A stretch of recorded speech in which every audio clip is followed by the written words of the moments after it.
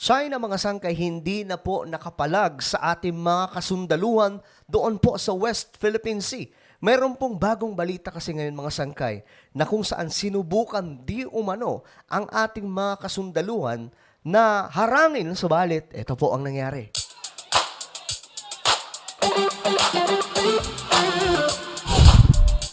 So, magandang oras po sa lahat ng ating mga kababayan ngayon na nanunood sa lahat ng mga solid sangkay. Ay nako, ito po may balita mga sangkay tungkol po dito sa West Philippine Sea. Itong mga Chinese ay hindi po nakapalag. Totoo nga ba mga sangkay? Alamin po natin yan. Pero bago po tayo magsimula, paki-check po muna ha kung kayo na po ay nakapag-subscribe o hindi pa. So kung hindi pa mga sangkay, sa ibaba po ng video na to may makikita po kayong subscribe button. Pindutin nyo lamang po yan tapos i-click nyo yung bell at i-click nyo po yung all. Ulitin ko, click the subscribe down below, click the bell and click all. Alright. At syempre kung kayo ay nanonood sa Facebook, follow nyo po ang ating Facebook page. So ito na nga guys. Ito yung balita kanina. Okay. The Philippines successfully conducted another resupply mission to the BRP Sierra Madre at Ayungin Shoal this morning. The National Task Force for the West Philippine Sea confirms. So, kinumpirma po ito mga sangkay na nakadiretso na nga. Nakaraan kasi, di ba? Nakaraan, alam niyo naman ang nangyari. Hinarang po yung ating mga kasundaluhan nitong Chinese vessel. Nitong mga Coast Guard, nitong mga singkit. Kaya nga lang mga sangkay, wala pong nagawa. Yung PCG po natin. Umatras na lamang po kasi binomba po sila ng tubig eh. Hinaras po sila eh. Ngayon mga sangkay, ito po yung bagong balita. Kinumpirma nga po na successful. So ano nga ba ang nangyari? Ang nangyari mga sangkay, hinaras din po sila. Pero ang malupit, wala pong nagawa. Ito po yun ha. Ito po yung maghahatid. I think ito po yun, itong nasa gitna. Tapos ito po yung mga kasundaluhan natin na nakasunod. Sisingit po dyan yung PCG ng China. PCG ng China. Yung Coast Guard ng China. Ngayon, ito po ang mangyayari. Na inilabas ng tanggapan ni Senate President Juan Miguel Zubiri, kita ang pag-alalay ng ilang barko ng Western Command ng Armed Forces of the Philippines sa Philippine Coast Guard Resupply Mission Team. Ayan ha. Nag-aalalay po sila para sa resupply. Papuntang Ayungin Shoal kanina. Pero sa gitna ng paglalayag, unti-unting sumingit ang isang barko ng China Coast Guard na halos dumikit na sa isang barko ng Philippine Navy. Yan na.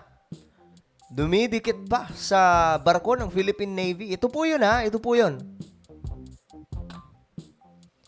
Tigas talaga ng mukha eh, no? Ang bully po talaga eh. Kita rin sa video ang pagbuntot nito sa maliit na sinasakyan ng resupply mission team. Umeksena na rin kalaunan ang barko ng Chinese Maritime Militia. Ayan na. Sa kabila So, sa madaling sabi mga sangkay, medyo may ano po talaga, may mainit na kumprontahan po sa dagat. Doon po sa West Philippine Sea. Pero ito po ang nangyari. nito tagumpay ang paghahatid ng supply sa mga tropang nasa BRP Sierra Madre ayon Sa kabila po ng nangyari mga sangkay, naging matagumpay. Ibig sabihin, hindi po umubra yung pambubuli ng China. Aba, ito yung magagandang balita na dapat natin makita ngayon mga sangkay. Hindi na po tayo mababasta-basta nitong mga singkit dahil nga po paulit-ulit na lang eh. Diba? sa National Task Force for the West Philippine Sea.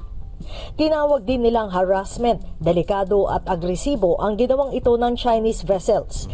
Sabay muling pagpapaalalang lehitimo ang operasyong ito ng tropa ng Pilipinas dahil bahagi ng West Philippine Sea ang Ayungin Shoal. Sabi ni AFP spokesperson Colonel Bedel Aguilar, patunay ang resupply mission. Oh, wait lang. Gulat naman ako, may ads pala to. Wait lang ha, tapusin lang natin to. So, may balita din po dyan. Ito po. Mula po sa Inquirer.net. Ito, panoorin to natin mamaya mga sangkay. Ito, tapusin lang natin tong patalastas nila. Ay naku, meron pa pala. So again, ito nga po, doon po sa Senado, inilabas nga po ito ni Senator Mig Zubiri, itong pangaharas po ng China Talagang masakit sa mata mga sangkay na makita po na ginaganito po yung ating mga tropa, no? Diyan sa ating mismong sariling teritoryo. Talagang dinikitan pa eh. Bully talaga masyado eh. Buti na lang mga sangkay pumalag eh, no? Hindi po sila nagpatalo. Ito, panoorin na po natin. Lang ipaglaban ang soberenya at teritoryo ng Pilipinas. At hindi kailanman mananaig ang anyay hindi profesional at delikadong mga galaw ng China Coast Guard at Chinese militia. Our Yan, Coast tama Guard yun. and our Navy personnel behave in a very professional manner, restrained manner, because what is important right now, Grabe oh, tingnan nyo nga naman. Dalawa pala to, ayan po oh. Akala ko tatlo. Ito pala yung Navy natin. Ito po yung sumusunod na dalawa oh. as of this very moment, Bully is that we talaga. are able to bring the necessary supplies to our people stationed at BRP Sierra Madre in a safe manner without causing injury or incurring injury in the process. Dagdag naman ni Senate President Juan Miguel Zubiri, mga barbaro lang ang matutuwang pagkaitan ng pagkain ang mga tropang nasa mapayapang misyon. Ngayon, mga sangkay, wala. Hindi po nakapalag ang China. Buti Patuloy naman. anya nakatutok sa mga nangyayari sa West Philippine Sea ang Senado na handang umasiste sa mga kailangang budget ng AFP at PCG. Sabi naman ni Senador Francis Tolentino, dapat mas paigtingin pa ng Pilipinas ang pakikipag-alyansa sa ibang bansa para maprotektahan ang interes sa West Philippine Sea. Dapat yan, mga sangkay, magpadala po talaga na mas marami pang kasundaluhan dyan sa West Philippine Sea. No, way back, Apulacay, mga sangkay, ayon po sa pagkakaalam ko, ayon po sa mga eksperto, pagdating po sa kasaysayan nung panahon ni Ferdinand Marcos, yung West Philippine Sea, bantay sarado po yan ng mga militar po natin. Papasok pa lamang po sila, wala na. Hindi na makakapalag. Pero nung nawala kasi si Apulacay, ayun na po, doon nag-umpisa ang matinding problema. Kahit ganito na nakalusot, hindi naman po pwedeng palagi na lang at patuloy yung paglabag ng China sa international law. So, Correct, mga sanggay. Ang point kasi dito, kahit pa nakalusot ang ating mga tropa dyan sa West Philippine Sea, ngayon at hindi nakapalag ang China, ang point dito, hindi pwedeng ganito lagi, nakaharangin. At bubulihin tayo. Dapat maramdaman nila na hindi tama ang kanilang ginagawa at hindi tayo magpapabuli. tama po yung ginagawa natin ngayon na nakipag-alyado tayo sa international community na sa ganun matigil na po ito. Pinapahirap nila dahil doon sa dangerous maneuvers nga. Sa opisyal na pahayag, iginiit ng China Coast Guard na walang pahintulot sa kanilang gobyerno ang ginawang pagpasok ng mga barko ng Pilipinas sa Ayungin Shoal. Aba, malupit mga sangkay. Pati sa teritoryo natin, kailangan pa magpaalam sa kanilang sa kanilang gobyerno. Ang lupit nun. Ganong katitigas itong muka ng mga Chinese, no? Di naman lahat, pero itong authorities po nila talagang wala sa ayos. Na tinatawag nilang Ren-Ai Reef. Binalaan din umano nila ang mga sasakyang pandagat ng Pilipinas na sila ang may-ari ng Nansha Islands o Spratly Islands. Ang lupit nun. Muling inihayag ng China Coast Guard ang pagtutol sa pagdadala umano ng construction material sa BRP Sierra Madre na para sa kanila ay illegal na nakadaong sa Ayungin Shoal.